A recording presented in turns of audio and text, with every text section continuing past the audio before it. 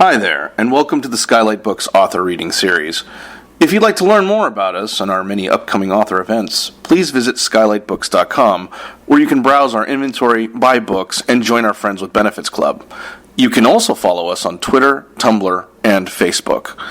To speak to a real live bookseller like me, please call 323-660-1175.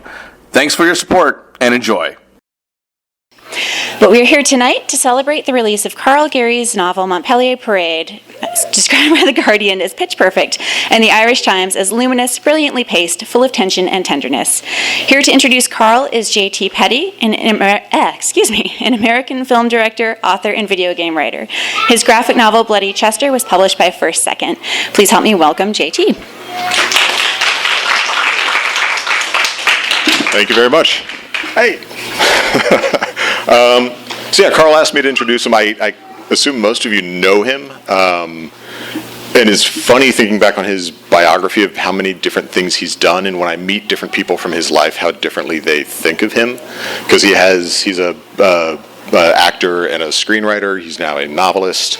I know people who know him as he's opened up the music venue, I guess, the bar, the Scratcher, like these institutions in New York. Bartender, yeah. Criminal.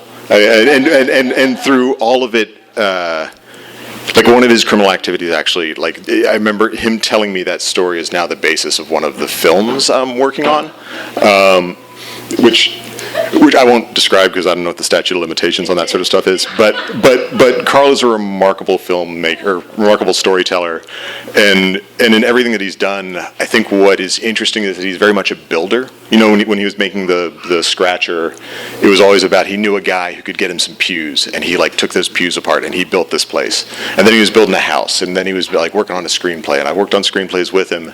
And whatever he's doing, he's always he's very handsy, right? Like he's always putting things together. It sounds better in the U.S. But regardless, I don't know. This is getting off track. The book's great. Is the other thing I wanted to say. It's just that like the experience I hate most in life is when creative people ask me to read their work or to look at what they've done. It's like as somebody, I'm surrounded by novelists and filmmakers. I'm married to a novelist. All of my friends make things, and it's such a moment of anxiety when somebody tells you, "Could you please look at this thing I did?" And especially like when your actor friend is like, "Will you read my novel?" It's like, oh god damn it, this is probably the environment where like being charming and having a pretty face will be the least valuable crutch possible. But then I read the book and it's great. I got 20 pages into it and I forgot Karl wrote it. And it's like if Patricia Highsmith knew what it was like to be a teenage boy, which is terrifying. Like it's got all of those ideas of like a thriller, and it's so smart and so emotional and so psychological. So even if I didn't like him, I would have loved the book, which is as good as I can say. So, and I think Karl just asked me if I would come and talk to him afterwards to sort of start the Q&A. So I will be back up here. But without further ado, Karl Geary.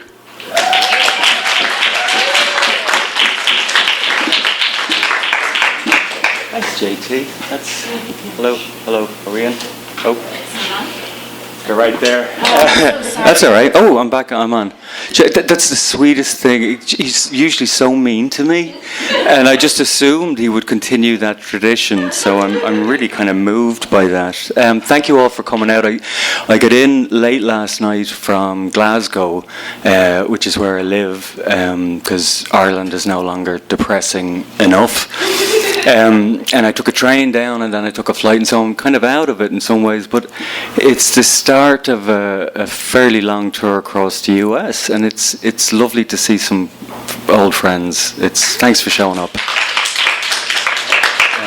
So what I thought I'd do is I'm just going to read a wee bit, and not long, because you know when they just go on and on. I'm going to try not to do that, and it's just a period in the story where we have two characters. Essentially, it's Sonny and Vera. Sonny's a working class kid who comes across a woman who is essentially other and different from his experience. She's older, she's from a different class, and things are available to her that seem unthinkable in Sonny's world. And there's a commonality between them, we learn at some point, and that these two humans have both stalled out. They don't quite know how to go on. And it's really about these two people who potentially find a way to move forward. So anyway, Sonny is very romantic. When Vera is in a hospital, he breaks into her house and reads her books, and decides then he would go along to the hospital and visit her. And I should say that he discovers her while he's working on her house. He discovers that she's attempted suicide and saves her. Which she's not entirely grateful for. But it's important because there's a lot of secrets in the book, and suddenly he becomes part of her secret, and he becomes folded into her life through the secret. So this is just him going to visit her in hospital. It's a comedy.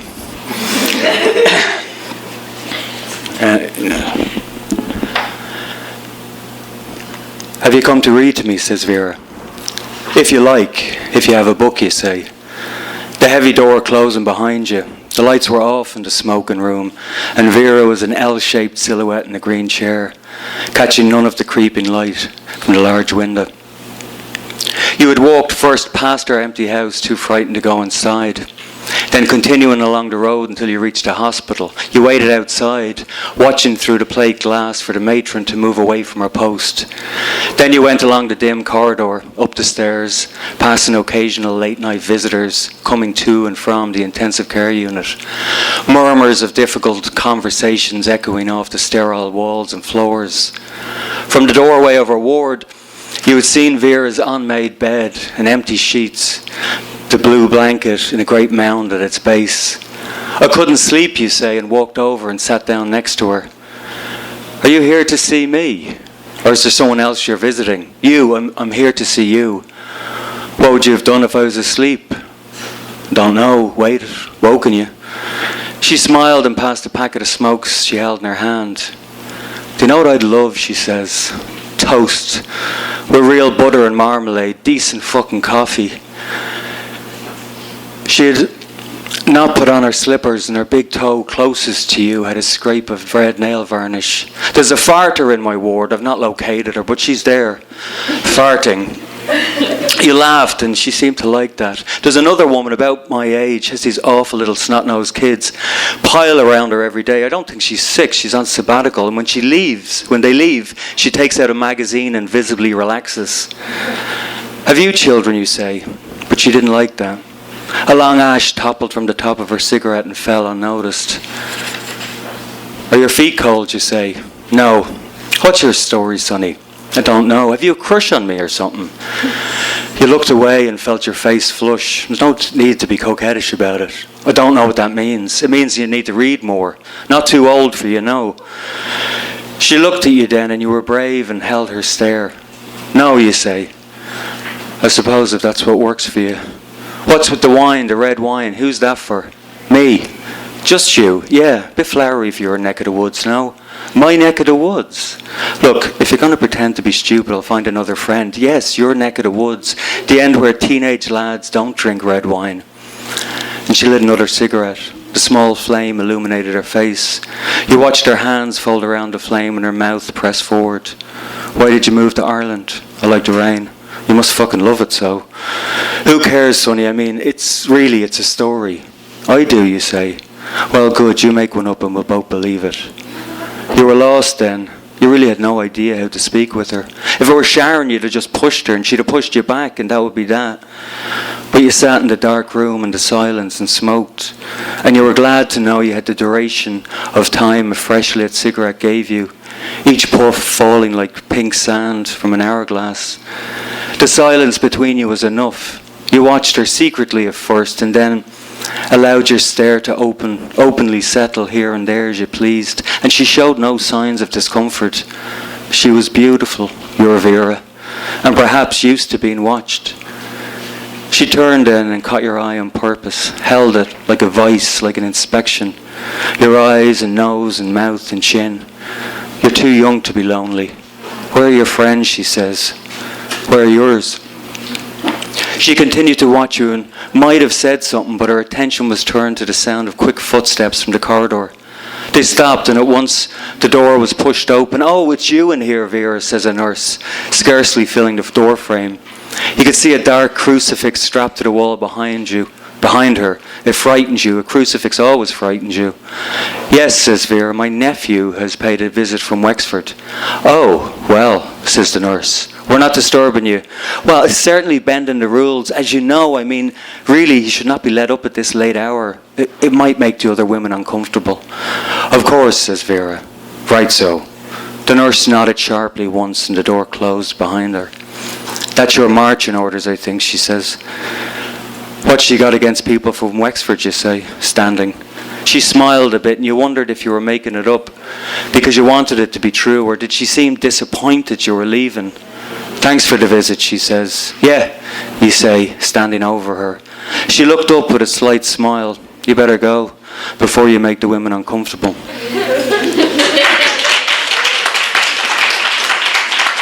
Thank you.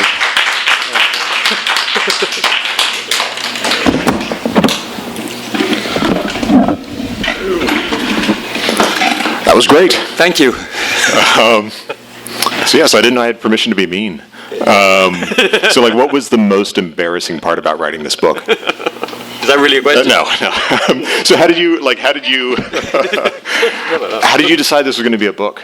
Because I mean, I've read a couple of your screenplays, which are also great, but this seems like a very different story. Yeah, it is. I'd written a book when I was in my 20s.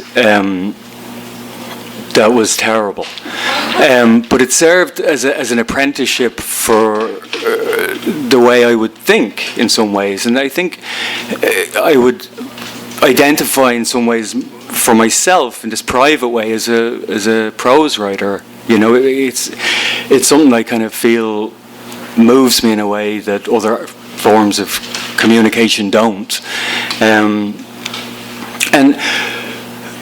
I was reluctant in some ways because this is in second person, obviously, and I've read second person stories, short stories that have been very successful. When it's a full novel, it's very difficult to sustain, and so I didn't want that. I tried to go back to first person and third person omnipresent, and it didn't have that same intimacy that I wanted to have with Sonny. Which doesn't answer your question at all. Well, no, it actually, I mean, so like the second person telling of the story is definitely like such a specific point of view. Yeah. And like what I thought about reading it, because I'm a troglodyte who only thinks in movies, was basically point of view shots. Yeah. That like when you are being guided as a second person, you've got this feeling of being forced into the character's eyes, and the book is very much about sensation and sort of noticing environment and interactions between people. Yeah, in some ways, what I wanted was to eventually what would come to the light is that you have a protagonist who can't quite come to terms with their own story, with their own narrative, and are trying to almost push it away. And you is very valuable if you want to accuse somebody of something. It's an accusation, you, and so it can be guided to reveal something about Sonny without ever having to say it. There's also something in the Irish vernacular where people tell stories in second person. You know, there's something that's just happened to them, and they'll start the story. You wouldn't believe your man. You know, and it's kind of like this rambling story that is told in second person. I can't tell you how much that confused me the first couple times we met. It's a thing, and I'm kind of surprised it's not used in Irish stories more. Yeah, no, there's something very much about that. And then what was it like writing Vera? Because she's such a specific character, and they're both hiding lots of things. Yeah, it's hard to fill up pages with people who won't tell you anything. But what I realized is that facts don't matter. You know, I saw the two of them as bookends in some ways. When Sonny thinks about the world, it's moving forward. You know, he's young. and yet to be explored. Vera's on the other side of that, and when she thinks it's over her shoulder, it's in memories. And so, in some ways, putting these two people together is exciting for me, you know. But she's not interested in the facts of her life. And actually, the reason the book ended up being called Montpelier Parade, it's the street she lives in. And we learn a lot about her by her house that she's on her way out of. You know, and it was just another way of revealing who she is. And every time Sonny, who's keeps trying for information, she shuts him down. Yeah, it's a very forensic book in a lot of ways, and like it feels like it's all Dublin, right? Like yes, it's all Dublin. Yeah, and the details about that, and the way sort of the butcher shop, and the way that these different locations sort of talk about the people who occupy them is really interesting. Well, you have the class is a big part of what the book is about. And so there's a sharp contrast between Sonny's world, which is very narrow, it's very tiny, and her house is this grand house that's fading. And I suppose I had a thought there now, and it's gone out of my head. What did you ask me? I was talking about forensics, about locations reflecting on people. It's a lot of what makes the book kind of creepy is how he sort of goes around and eats up people's spaces, and his space where he lives is so crowded. Yeah, that's not helping me at all. Not at all. Because you weren't in Dublin when you wrote it, right? This was all when you were in New York. No, that's right. I hadn't lived, and I think that, for me, just personally, it's interesting because I haven't lived in Dublin since I was 16. Which wasn't yesterday. And it's funny how a place sticks to you. And I will never, there's a poet I like a lot, an Irish poet called Patrick Kavanagh, and he talks about this in his work, where you can have this intimacy with a place, or you can have the world, but you can't have both, And I really like that. And I'll never have that sense again of a time and place that I have with Dublin, and I'm sure everyone has with their hometown.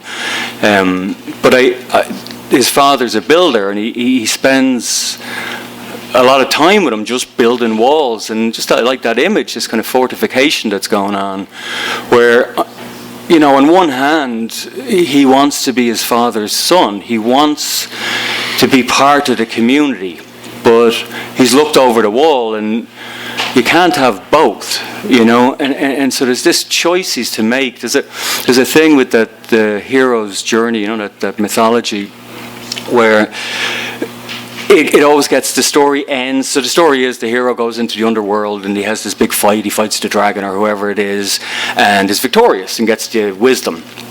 And the story normally ends there, and you get the credits and it's the end, and it's a happy ever after. But the way that story actually ends is he has to bring that wisdom back to the tribe, and they'll normally kill him because they don't want it. You can't come in here and tell us what we're doing. And at one point, Sonny brings a book that he's stolen from Vera and opens it on the kitchen table, and it's like an act of terrorism. It's like you can't, because you're challenging, and particularly again in terms. It's come back to me now.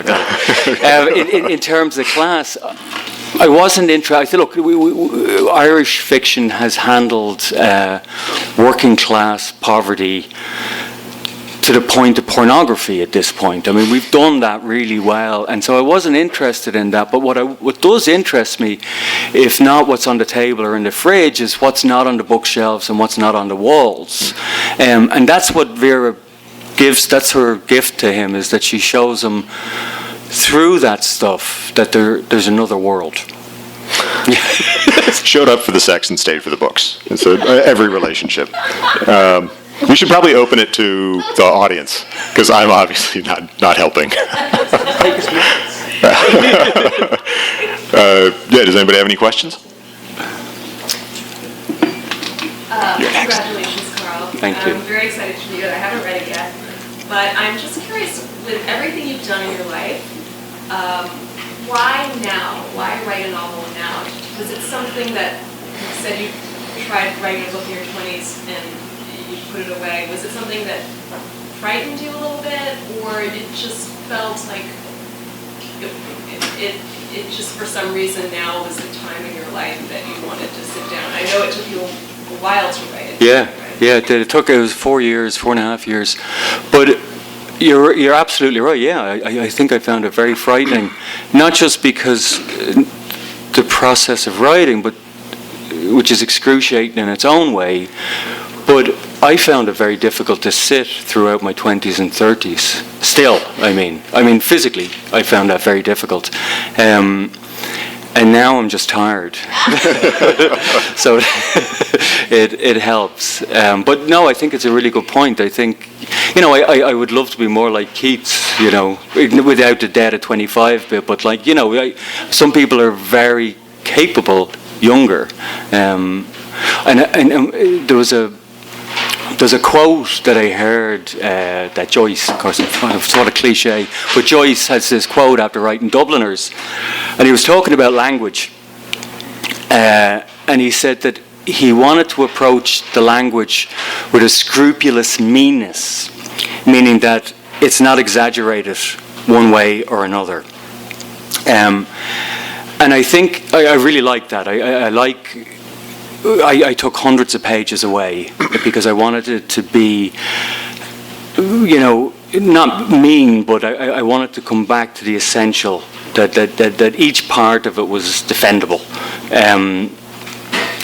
And in order to do that, it requires something from me, at least, that I wouldn't have had 10 years ago, if that answers.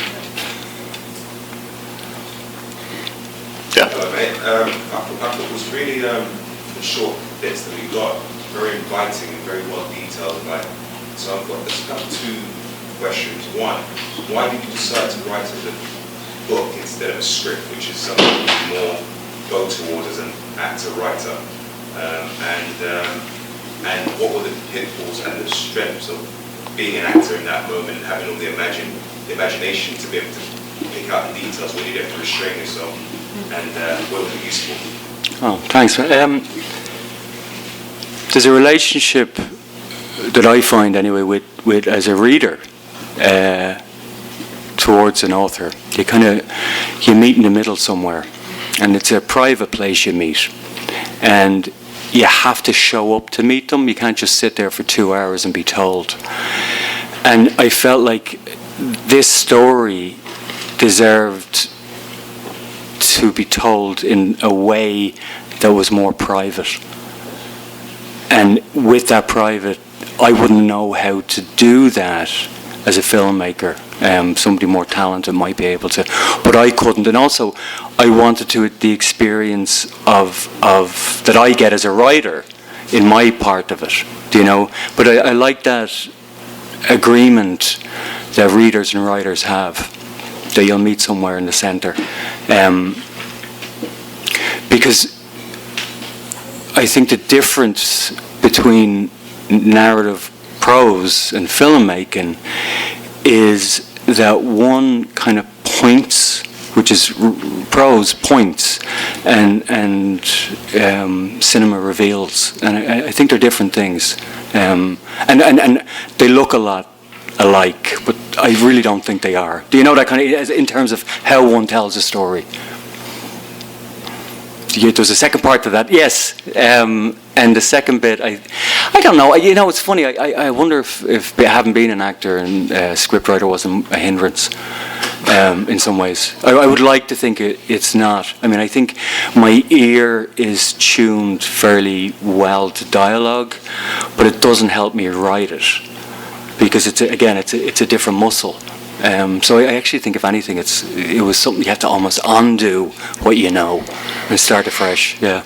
It's funny. I've worked with Karl a couple times as an actor, and I will say that he does, more so than other actors, does approach it as a storyteller more than as a more experiential kind of thing. If I can describe your process from the outside, but definitely, we'd be talking about a scene, and you'd be talking about everything that got a person there, and you'd be talking about baggage and all of that, and it seemed less technique and more storytelling. Yeah, it's a problem, actually. Do you know what? Actually, it's a good point. It's a problem for me because I always feel, as an actor, I was always a beat or two behind where you needed to be, because I was observing it before I could be in it, and the people I worked with who were just blisteringly good, there was no delay. And it was the difference between what I think of as a great actor and me. Honest to God, I'm not just giving myself a hard time. I'm fine. I can do a thing.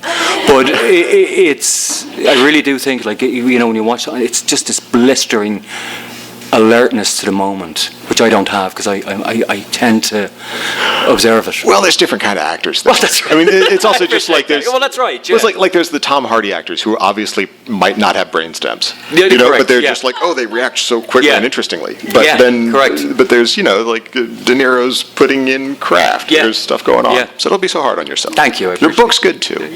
Any other? Hi.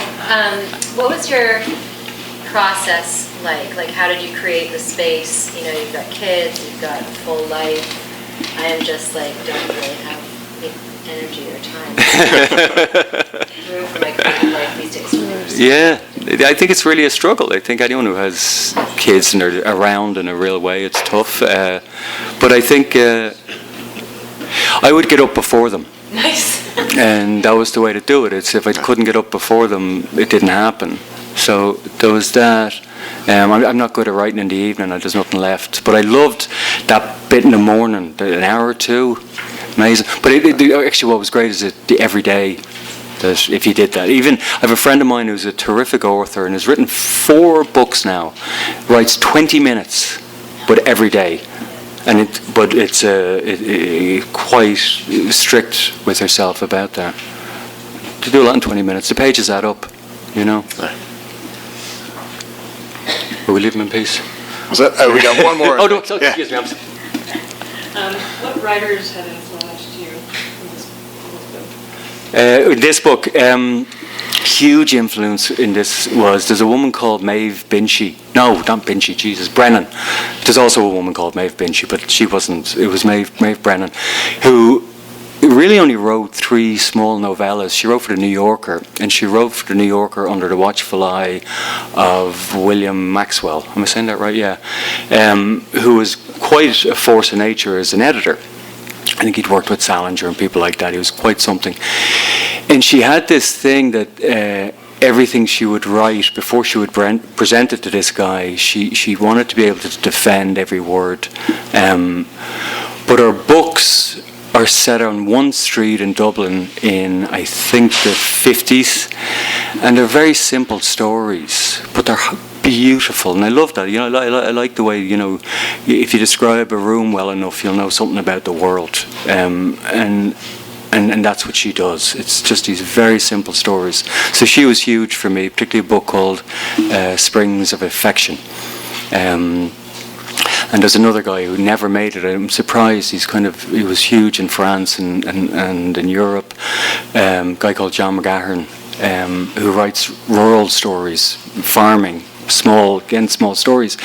And I thought about him in terms of, like, if you could bring a rural story and tell it in the city, because the pacing of this is quite rural in some ways. And I do think it's interesting when you can play against what we expect from a city story. So those 2 guys are huge. Cool. Well, we won't overstay. I think let's all thank Karl. Unless, do you want to keep going? No, yeah. perfect. Thank you. Thank you, really. Thank you.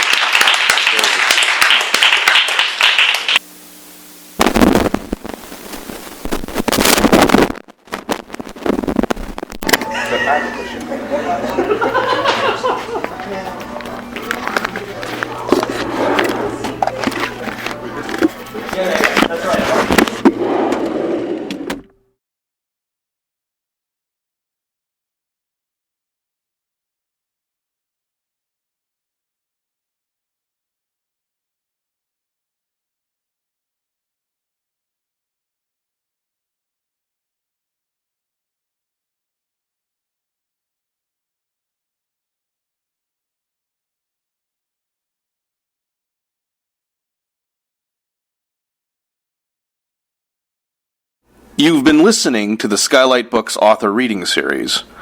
Don't forget, you can listen to this and all of our other great podcasts at skylightbooks.com.